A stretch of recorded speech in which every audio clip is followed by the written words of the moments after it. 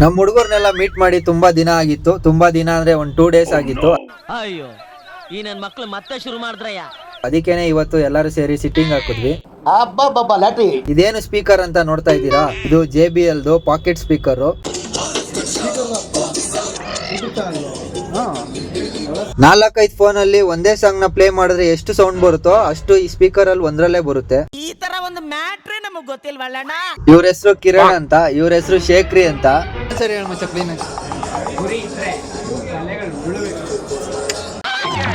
ನಮ್ಮ ಹುಡುಗ Virat Kohli die hard fan.